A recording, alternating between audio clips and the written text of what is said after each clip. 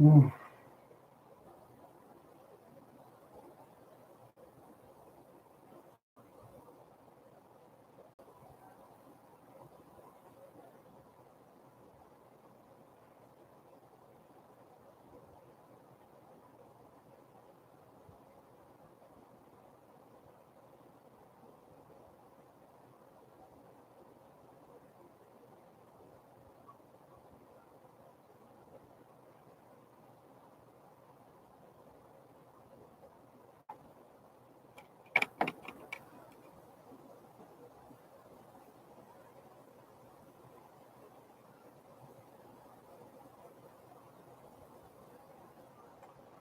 Well, tomorrow is install collard green and kale day.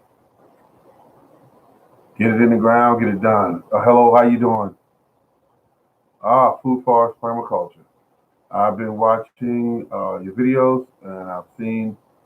My favorite was again is the one with the fish because I would just be eating those. I would be stocking them things up in the deep freezer. What I could use, and fresh fish is always good. Bake it, bake it, bake it.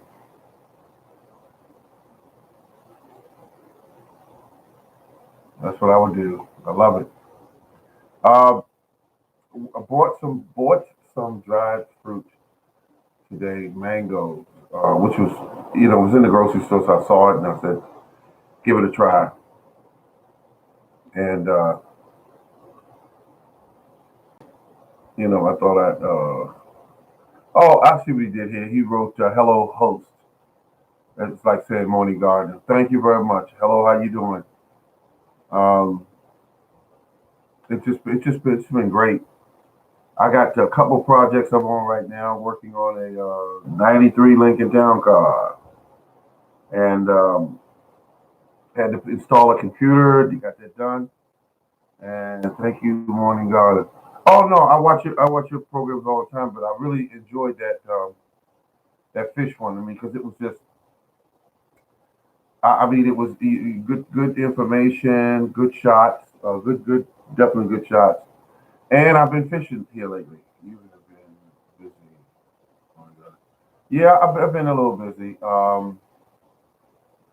When you when you working on a vehicle and you know that you got to get it done, and you know good and well that if you don't get it done, then you got to take it to somebody else, and they're going to really bump the price up. But I went and Googled. I said, how much to get a control module, which is a computer in a car, for those who don't know, and how much would it cost to get it done to a '93 Lincoln Town Car? And they said anywhere from $900 to $1,200 to get it installed. Um, so I said, okay, what would it cost if I did it? And I came up with a number like $120. So, oh, hello, how you doing? Hello, hello. I'm not used to this. People chiming in this early, but I appreciate it. So and collard green and Kale was going to be the ticket this year. But here I want to ask you, good people. Here's what I did. I grew the seeds 3 years ago, and you know how you just ruffle them up to get the seeds to come out of the little husk that they're in, and I put them in sandwich bags. But here's the problem: I didn't mark it which one was kale and which one is collard green. Um, I did not mark them. That was my mistake, and I'm wondering, because they're going to be growing in basically somewhat of the same area.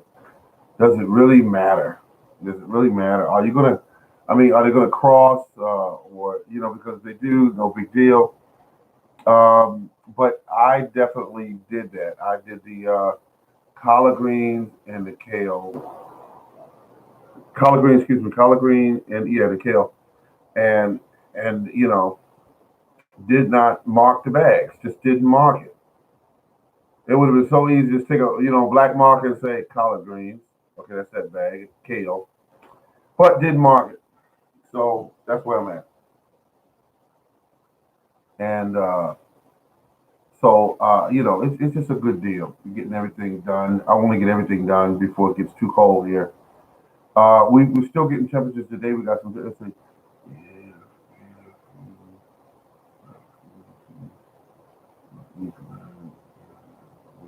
yeah. Oh, that's a good idea. Thank you. Thank you very See, that's why it's good just to have um hello.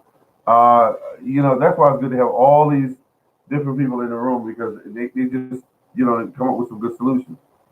Now to me, just me, the seeds of a kale, when they're very young, they look about the same. But when they grow, then you get to see the difference. So yeah. Now, kale is so good for you. I mean, I think we all agree to that. Kale is so good for you. It depends on how you cook it because if you can do it southern style with dicing up some bacon in a pot and sauteing the bacon a little, and then pour in your onions and pour in your garlic, um, and then after you get it nice and transparent, then you add a little bit of chicken. Well, you add some chicken stock to that. Then you add some Worcestershire sauce to that, and then you start cleaning and cutting up all these collard greens. And some people actually take collard green and kale and mix them together. Now, once that's done, you cut them all up and clean them. And some people put meats in the pot. Let's see, hey, green, organic, okay. The thing about it is when you put these things together, you got an incredible meal. You put the some people eat meats. I put meats in mine. So once I do the meat, depending on what I want, ham or something like that, or turkey, smoked turkey, and then once you cook them down a bit, then you add the greens in there, and you just keep adding until you got enough in there. A little bit of vinegar can be added, white vinegar or apple brown vinegar, and and you just enjoy your meal, that you grew. And it's actually better for you once you grow some of your own foods. It's just so much better. You should see what people. I saw some tomatoes today while at the grocery store. I saw some tomatoes and they were perfectly red and they had no bug bites on them or anything. And I kept looking at them. I kept thinking to myself, that's amazing that in some countries they will not buy your vegetables if it don't have a few bug bites in it because they believe that why would they eat anything that the bugs won't touch? And that's how they do it.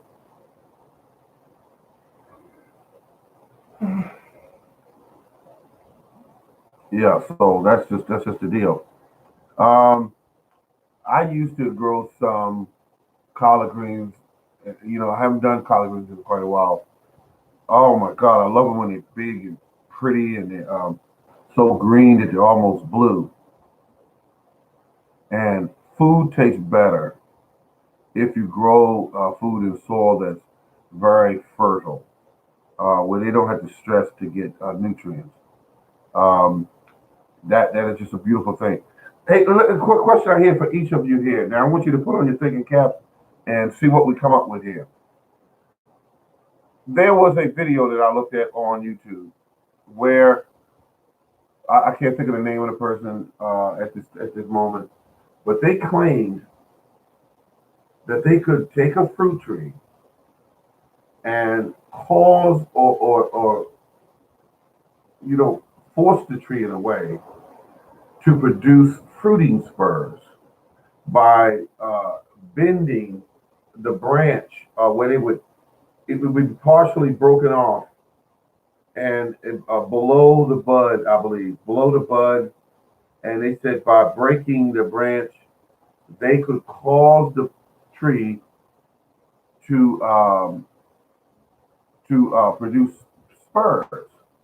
So if you say if you have an apple tree, you've had it for 2.5 years, and you said, wait a minute, I want this thing to produce, and you could actually go to the top of the tree and bend them to where you would break it, but not break it completely off. and the tree would automatically go into a situation where it would start producing fruiting spurs. And I thought that was quite interesting. Um, what are your thoughts? Have you ever heard of anything like this? If so, or maybe you've done it before and it worked out for you. We could pass that on to someone, good people out here, or just keep it where it is. There's one video out there that's lost that says that you can do this. If it's if there's no documentation behind it, I just thought it was quite interesting because some people mainly have a problem with fruit trees is that they purchase them, they go get these fruit trees, and then they go, wait a minute, it's not producing any fruit. It's been 3 years already, and so the tree's going to actually produce fruit if all conditions are right. It's going to produce it when it's time for it to produce fruit. I heard that. It's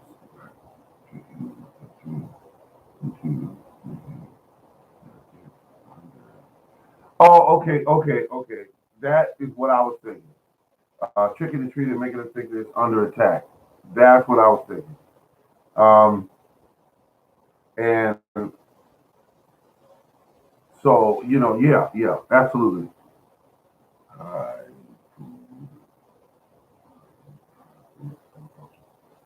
yeah, everybody. I like that people are stopping in saying hi to everybody. So we're gonna keep moving on. So it's really a good deal. It's really a good deal when you have food that you can kind of stimulate it into uh, growing and doing what you need to do. I had a great time. No, not heard that before. Yeah, yeah, yeah, yeah. It does sound like an interesting idea. It does. Absolutely. Um, that is amazing to me that you could do that. And I would love to, because like I said, I have 25 fruit trees. And, you know, and you, what I do to my fruit trees is I cut them back because they got up to about 20, 21 feet this year. And, more and more of them are getting around that height at the end of, near the mid or end of the season. And when they get that tall, my only situation is that I will not allow these trees to stay that tall because I don't want my trees to be 25, 22, 21 and 22 feet tall. I don't want them to be that tall. I want them where I can reach the fruit on them without standing on a ladder. Um, Bartlett pears. I'm still shocked at the pear how big is the space that you growing on. It's a little under acre, a little under acre. I'm doing what they call high density planting. I've been um, I've been very successful. The trees are very happy. They're very thick and big and burly. Um, and I just keep them down and under control because I mean after I get past the spring and going into summer, my trees pretty much try to take over that whole property. They really do. But I love it because as long as they're happy, as long as they're healthy and happy. But to have them happy and growing fruit, I love it. I love it. Thank you for the thumbs up as well. Thank you. Um, ate some apples off of the tree this year, off of my, what do they call that tree? It's called a pink lady. And the pink lady apple was just tasty and crunchy, and I thought that was really good. It made me want to buy another a dwarf apple tree, but I said, wait a minute, you have 10 apple trees, okay? You have enough apple trees. You have 10, and they're all dwarfs. Well, yeah, yeah, they're all dwarfs. I'm just thinking here for a second. And I don't know why they keep putting that information down there on those trees called them dwarfs. when they get to 21 and 22 feet tall. Called up the company that sold them to me, which is Stock Bros. And Stock Bros said, listen, it's most likely the quality of your soil, which I knew that before I called them, but I appreciate it being confirmed that if you give them really good uh, soil, and I'm gonna tell you something, folks. What I do, I feed them weeds and I feed them tree branches. This year, I put a little bit of organic fertilizer down at the base of them. That is very high in phosphorus because I wanted to stimulate more um, blossoms, and it actually works. I have a number of videos on that. I definitely have a number of videos on that, and it actually works. I mean, I was like, wow. You can see when because I've had these trees for years, and you can see when you add phosphorus to that tree, and you see these blossoms all over. Now, let me tell you something you can do, folks. If you like I am, um, if you like I am with peach trees, like I am with plums, like I am with apple trees. The one thing that I will start doing in this year is reducing the number of blossoms. And some people get in the tree with their hands and they actually remove these by hand. These blossoms. I mean blossoms, not fruit, but actual blossoms. And they pull those blossoms off, get those numbers down so the tree's not wasting valuable energy trying to grow. Because I have a tree this year that was one of my peach trees, and you should have saw it. It was all these peaches it was trying to grow, and it was ridiculous because I was trying to remove them. I did it the old way where people, they show you in some of the videos, and plus that you can read about it in some of these gardening books, and they show you removing the fruit when it get about dime size. Well, I still feel that's still energy wasted. It's growing all. If you got 150 dime-sized pieces of fruit, that adds up. That's energy wasted. So what I'm going to start doing is removing the blossoms as opposed to waiting for it to produce fruit and then remove the fruit. I want the blossoms removed. So I see a certain number on there. If I have one tree that has, let's say, 40 pieces of fruit, I said, okay, I'm gonna let them grow. But when it has 150 on it, I don't need all that to grow. Now, nature takes care of it by what they call drops, when it drops its own fruit. But I want all the energy to go towards the fruit. I don't want the fruit that I selected to keep. Yeah,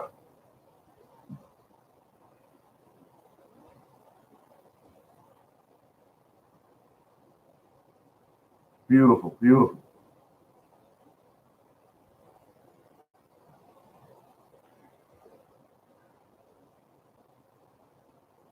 Uh, mm, been running around quite a bit today. Been running around.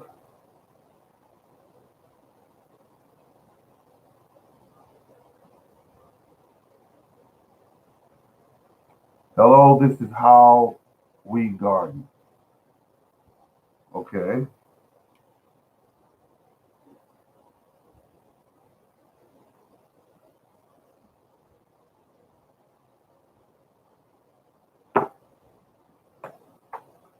close to 100 degrees here today. Very close.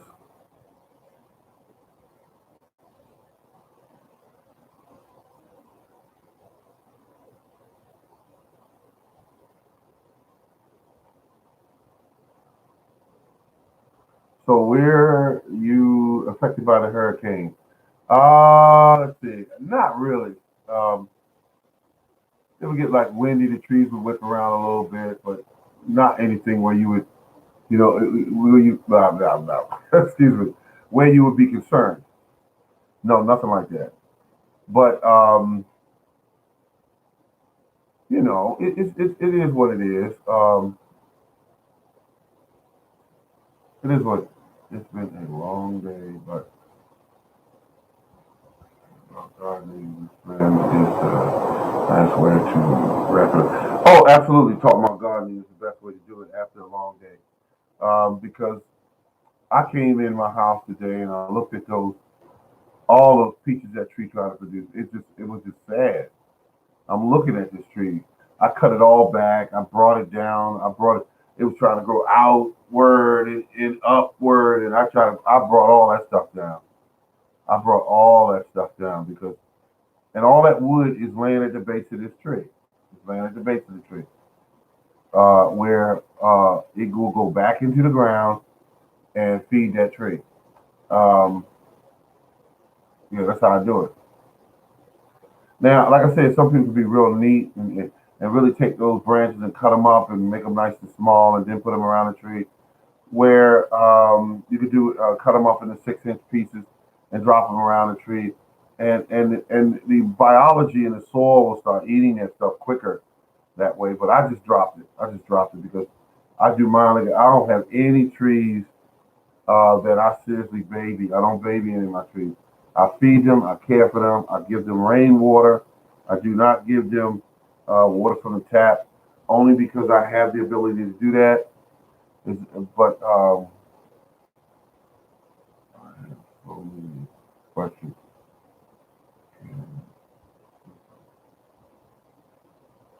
I believe the answer was posed to me. I knew. You say you have so many questions. Can we talk?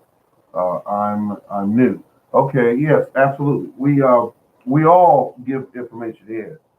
It's just a beautiful thing. I like growing my own fruit because it's just healthy for you, and I guess I really get fun out of watching it grow. That's also a plus to me. I just like here you took this tree.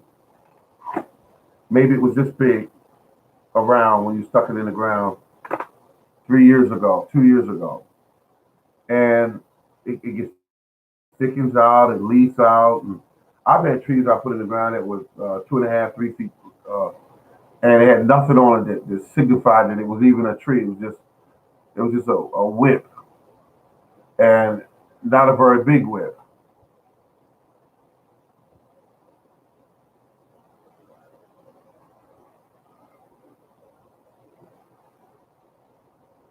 I'm gonna tell you something like this. You see, I do not produce enough compost. You be amazed what's on your property, and you don't even know it. I used to say what you said there. I used to say that. I used to sing that same song until I looked around and saw all the weeds. I saw all the grass. I saw trees that were what I call just the garden variety trees, and they had branches on them. You know, it's not a tree where you can eat anything off of it. And I started trimming those trees back. I started trimming them back. I started cutting the grass. I started cutting the weeds down, doing a chop and drop. And all this organic matter, I realized I had enough compost. Like, for instance, I have to go into my yard tomorrow, and I have some weeds I got to cut down. And they're like 2, 3 feet tall in some places. I will go through there. I got a bad weed whacker, weed trimmer. I don't know the name of it right now. I don't have it with me right now. But the weed whacker it's designed to go through thick cover. And that weed whacker, weed trimmer starts on a dime. When you pop it on the ground, the cord comes right out where like it's supposed to, and not get hung up, and you got to cut it off and struggle with it. I don't like those guys. I have one, but and I think I used it like 1 year, and then I just left it in the shed. It's there as a backup. Anyway, um, I go down and I cut these weeds down. When I cut these weeds down, folks, um, I leave them right there on the ground. Why do I want to transfer weeds and grass and stuff like that over to another spot to pile it up and then turn around and bring it right back to where I'm going to use it. No, I'm not doing that. I cut them down where they are, and you should see the way my ground looks. I got a video up. As a matter of fact, I think I did it maybe a week ago, 2 weeks ago. Hello, everyone. Everyone did it 3 times. Make sure people know this person's in the room. 3 times. I'm just hello, hello, hello. That's what he said, or the person said. Gotta be careful about that. Sometimes you can say that, and they say, "Hey, this is a lady, this is a guy, whatever." Well, welcome to the room. Welcome to the room. Um, but the amount of organic matter is how you build your soil. You be amazed. You'll be absolutely amazed. You'll be totally amazed. I got it now. I got it. It's clear. Chop and drop for me is the best way to go. Chop and drop for me is the best way to go. I grab my trim, I go out there and I hack this stuff down, I leave it on the ground. I come back the next day, it's wilting. Come back the next day after that, it's gonna turn into a brown, look like straw that's all over the ground. And that's how it works. It was, that's it. Oh, I'm sorry. No big deal. Nobody died, nobody got hurt. Everything's good. Everything's good. Um, but the thing about it is, when you deal with organic matter that grows naturally in your location in the form of weeds, weeds are very nutritional for your ground, and the reason why it is because it pulls minerals from deep down from your soil. Some weed seeds, weed plants can have roots as deep as 7 feet down, and it's just pulling up minerals. It's actually, I call it mining minerals to the top of the surface. And when I leave them there, it produces all this food for all these animals that live on top of the soil and in certain layers of the soil. And they eat and they enjoy. And guess what? Good night. Oh, good night. Good night. Sorry about that. Yeah. Good night. All right. And so when it leaves all this energy in the top portions of the soil, you in turn eat that because when you grow your plants use that energy to produce a plant, and then you eat the plant, and you're getting the benefits of the weeds. I call it putting your weeds to work. That's what I call it. And you have enough weeds. You're never going to run out of weeds. Hey there, hey there. She said, hey there, hey there. But you're never going to run out of weeds. You will never run out of weeds. I don't even spend. Oh, they got everybody all paranoid. If you have a garden, if you've been anywhere around Roundup, terrified because from one point or another, some of us they use that stuff. Um, and they're saying, hey, the Roundup is poisonous and it'll kill you. And I'm thinking, well, how many of the other brands that kill weeds are actually formulated the same or nearly the same as the Roundup? But I tell you, you can't even enjoy the garden without somebody coming out of the woodwork and saying, wait a minute, this Roundup. Now, we had a groundskeeper on the property where I work, and I remember he was out there. He was always spraying the grass in the little curb areas and all. And, this is a situation where uh, he would wear no mask. And I would say to him, I said, why don't you wear a mask? And these people that were responsible for him being out there, that were supervisors and all, should have made it clear to all of the workers that work there. Good night, food forest. Um, could have made it very clear that it is very important that you wear a respirator, some type of mask.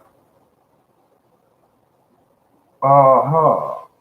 Somebody came in the room and did not say hello. They just said, good morning, realtor. That's all they said. Good morning, God, the realtor. Okay. But at any rate, they made it very clear that people suing this company that's producing the Roundup, and that is real. So, but I don't want to collect that kind of money because they're gonna make sure you pretty bad off if you're gonna get money from them. Let's see. Hello, everyone. Yes, that's how you do it when you come in the room. You say hello, everyone. God damn it, that's how you do it.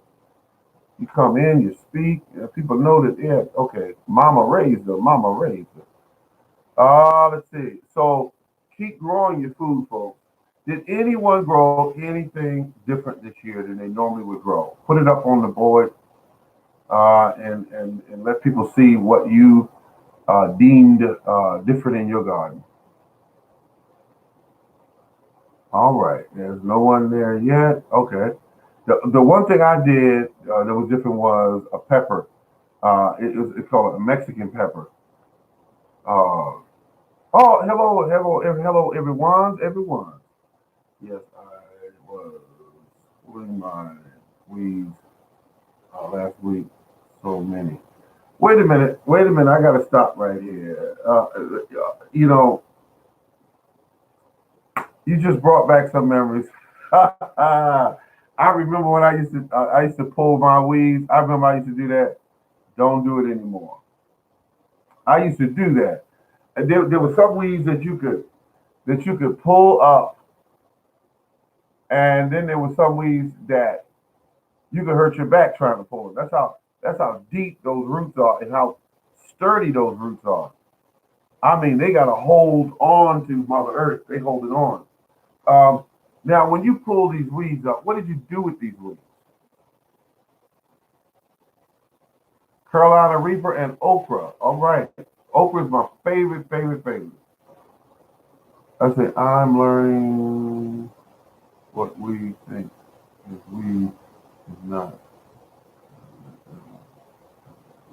Yes. I tell you. Weeds are just different types of plants. That's what they are, and they are indigenous to that area, so they know how to survive there.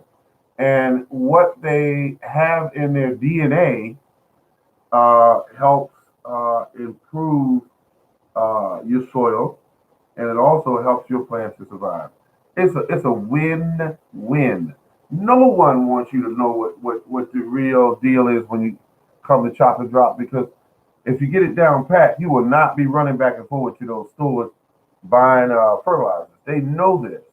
It's a, I mean, it's $1 billion industry. They, those bags of fertilizer.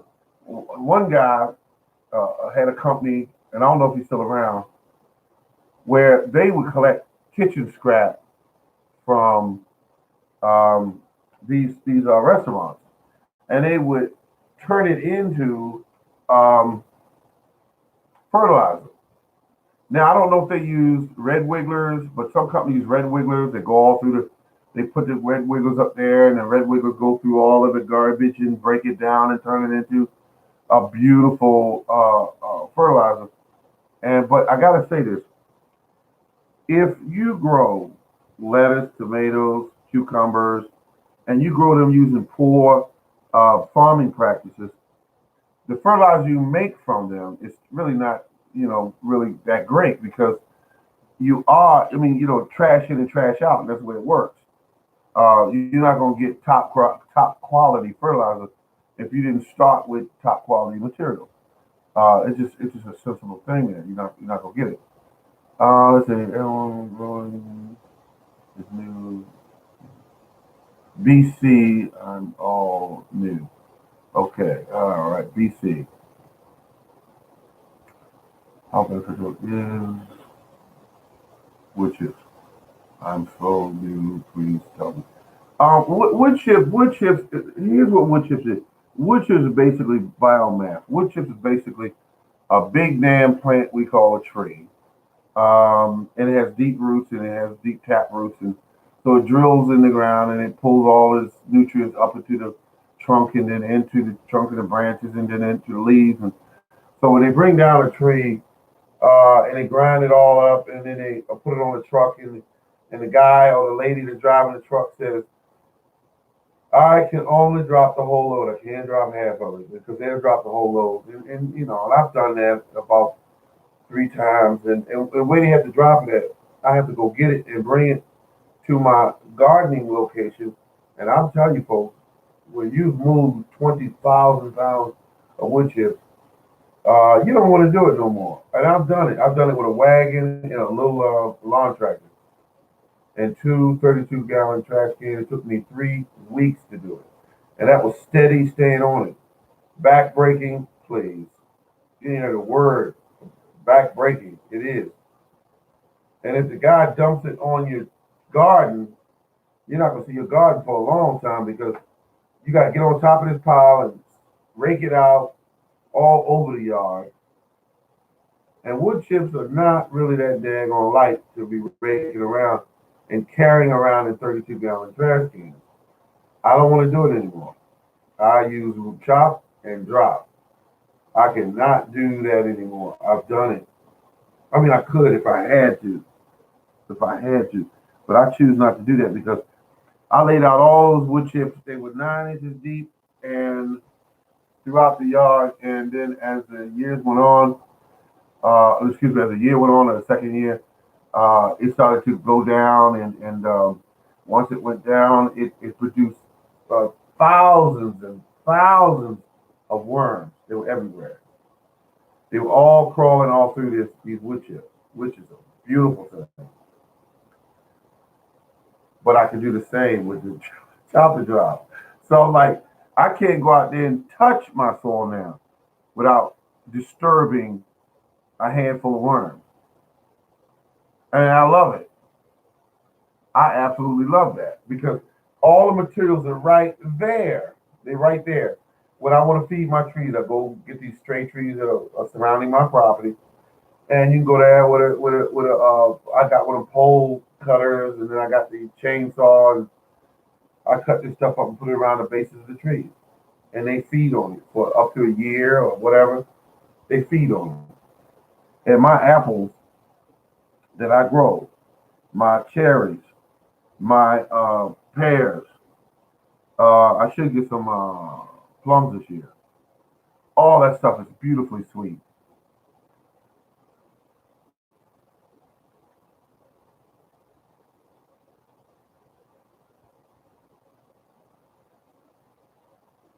I tried to use the wheelbarrow. I started with the wheelbarrow. I asked my neighbor could I use the wheelbarrow when I did a couple trips and I looked back at that pile and saw it looked like I didn't touch it.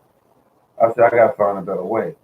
So I bought this wagon and I put two 32-gallon trash cans on top, rubber made or whatever. Filled them all the way up, set them on a tractor. When you put them on a tractor or fill them up, they weigh about, I guess, about 100 and some pounds. And you put them on there, and guess what, folks? You work like a dog until you see that pile moving, and you don't really see it moving because there's so much of it. But I did it, and everybody has a right to do it if they choose to do it. I just got caught up thinking about that. It took weeks to move that pile. I had one truck dump, and I had another truck dump, and they were the big trucks, not the medium trucks they got, the big trucks.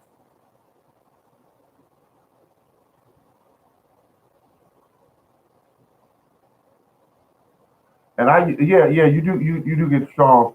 But the thing that got me is when my hands were swelling up when I wake up in the morning from doing that.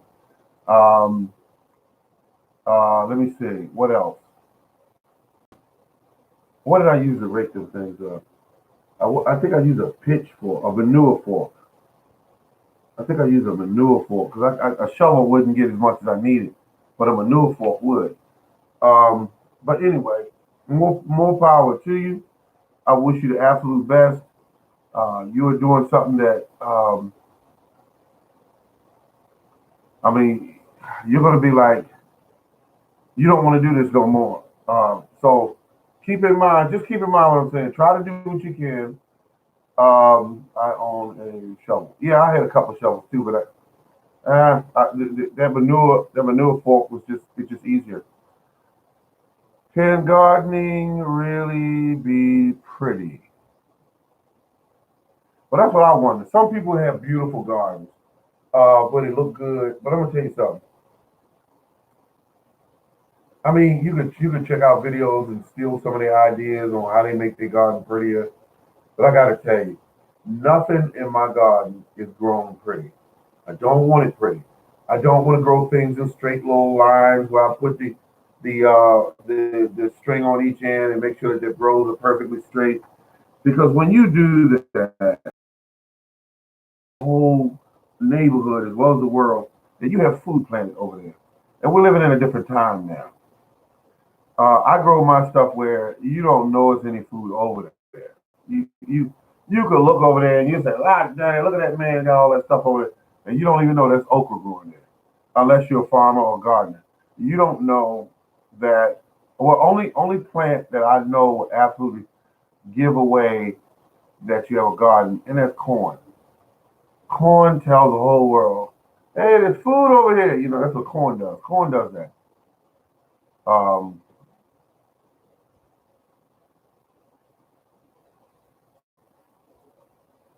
let's see.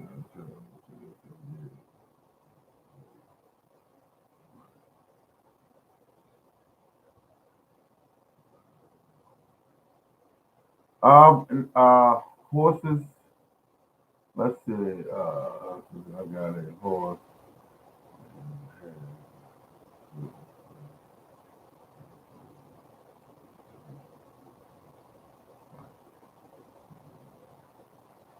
Yes, yes, yes.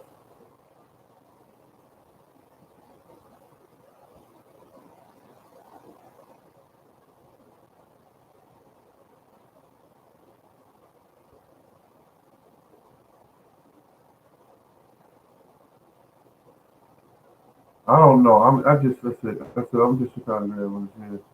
Actually, control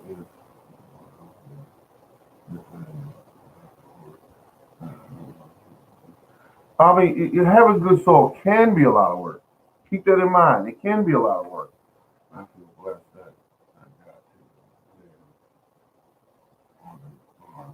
Yeah, farm does give you a lot of good basic information. And even those farmers, keep in mind now, farmers had to do what they had to do to make sure they could make a living. They had to do it had to work. If it didn't work, they didn't stay around long. Now, back in the day, there were a lot of farmers. Remember what they did there? They used massive chemicals. They used heavy equipment. They rolled up and down the mounds. They busted open the ground and all that stuff.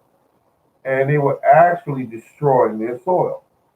Nowadays, there are larger numbers of farmers that are learning that if they can farm the way nature grows things, they will be better off and they could save more cost and like that. So they like do things like they'll leave the crop residue on the ground, they'll leave it there.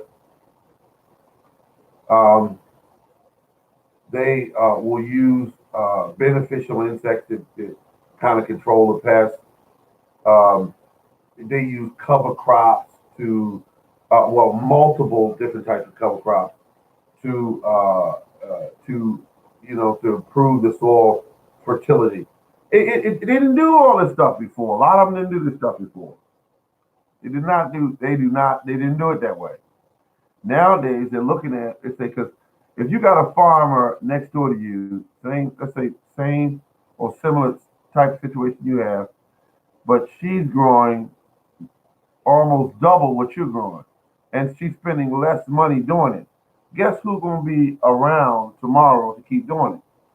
But the old days, big equipment, fuel bills, um, uh, man-made fertilizer, man-made pesticides that kill the bees and the birds and everything else that you can't do that no more any kind of way and survive. Um, because we have programs now being implemented here in Maryland that they're trying to grow back the bees that they lost, because some of the professional beekeepers, they were losing 60 to 80% of their bees and could not understand why. And they all put their heads together and said, listen, we're going to have to create a habitat, which is basically large areas where these bees can come in and feed and produce themselves and do well. Uh, oh, night, everyone. Night. Yes, it's getting late. I'm getting ready to pass on myself to another project. But yeah, so yeah, I mean, as you know better, you should do better. So now we're learning that we should just do better. So that's how that works. All right, good people. It is now 46 minutes into the hour, and I want to get into another project, but I want to thank you all for tuning in. And we had a good conversation here this evening. Please, let's do it again. And everybody take care. And remember, keep on growing. Thank you.